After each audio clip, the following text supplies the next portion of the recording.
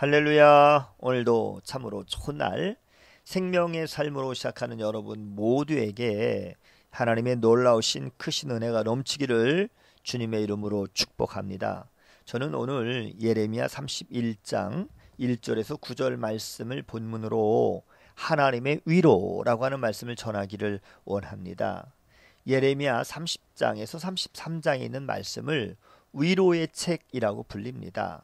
하나님은 하나님의 백성을 어떻게 위로하실까요? 하나님의 위로는 사람의 위로와 차원이 다릅니다.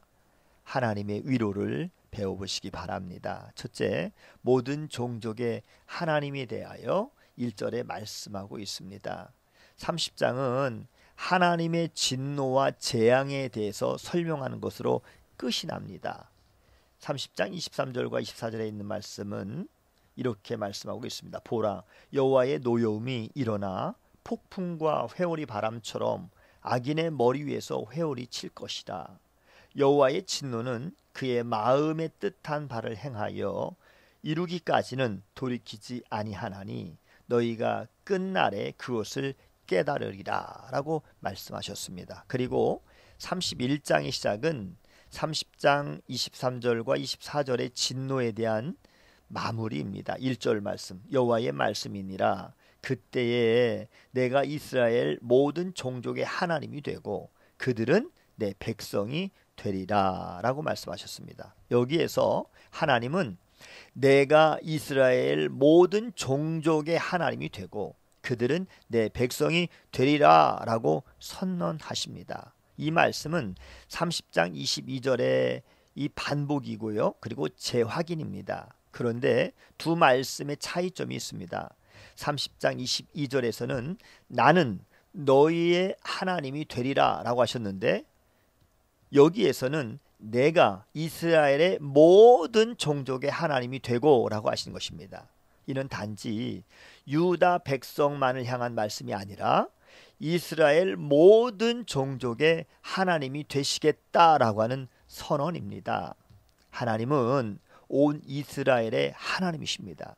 하나님은 사생자에게 벌을 주지 아니하시고 자녀에게 벌을 주시는 분이시다라고 시브리서 12장 8절에 말씀하셨습니다. 왜 그럴까요? 사랑하기 때문에 그렇습니다. 하나님의 자녀는 특별히 선택된 일부가 아니라 하나님을 믿고 따르는 모든 사람인 것입니다. 하나님의 자녀라면 고난을 받을 수 있습니다. 그것은 하나님의 자녀라고 하는 증거입니다. 두 번째는 다시 사마리아에 대하여 2절에서 6절 말씀하고 있는데요. 하나님은 시온 6절 말씀에 에브라임 산 위에서 파수꾼이 외치는 날이 있을 것이라. 이르기를 너희는 일어나라, 우리가 시온에 올라가서 우리 하나님 여호와께로 나아가자 하리라 라고 말씀하셨습니다. 하나님은 이 시온의 유다 백성만 살피고 돌보시는 분이 아닙니다. 하나님은 5절에 있는 말씀처럼 사마리아 백성들도 돌보십니다. 5절 말씀, 내가 다시 사마리아 산들에 포도나무들을 심되 심는 자가 그 열매를 따기 시작하리라 라고 말씀하셨습니다. 2절에서 6절은 하나님이 돌보시는 대상이 온 이스라엘로 확장이 되었음을 보여주고 있습니다. BC 722년에 아수르가 이스라엘을 침공해서 많은 백성을 이방으로 이주시키고 그리고 이방인들을 이스라엘 땅에 거주하게 했습니다. 그 땅에 남아있던 이스라엘 백성들은 이방인과 결혼을 해서 이방신을 섬기게 되었는데요. 그들이 바로 사마리아인으로 불린 것입니다. 유다 사람들은 그러한 사마리아인들을 경멸했습니다. 사마리아인이라고 하는 말을 들으면 땅의 침을 뱉을 정도였으니까요. 그런데 하나님은 그들에게도 회복의 메시지를 주십니다. 다시 너를 세우겠다라고 하십니다. 이 말씀이 유다 백성이 경멸하던 사마리아 백성에게도 아주 동일하게 이루어진다라고 하는 하나님의 선언인 것입니다. 이 모든 회복의 근거는 어디에 있을까요? 바로 하나님의 성품에 달려 있습니다. 그 하나님의 성품은 사랑이십니다.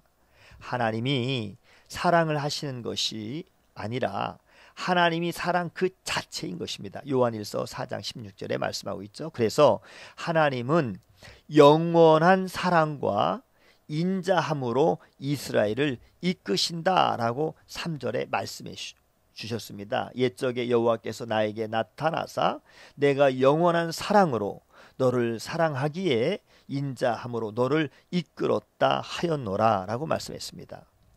회복의 근거가 하나님의 성품에 있기에 회복은 반드시 이루어집니다.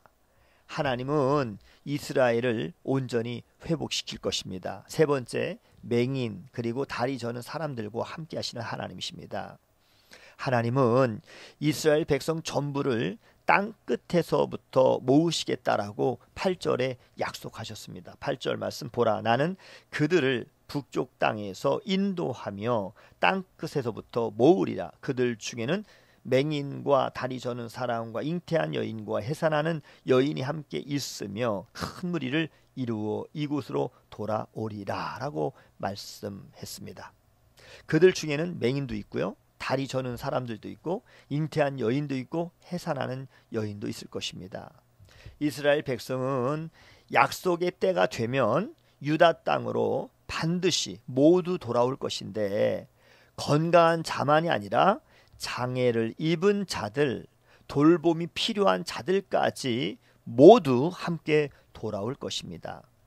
하나님의 회복은 자격을 갖춘 사람에게만 임하는 것이 아닙니다. 부족하고 연약한 그러한 사람들에게도 회복의 은혜가 아주 동일하게 임할 것입니다.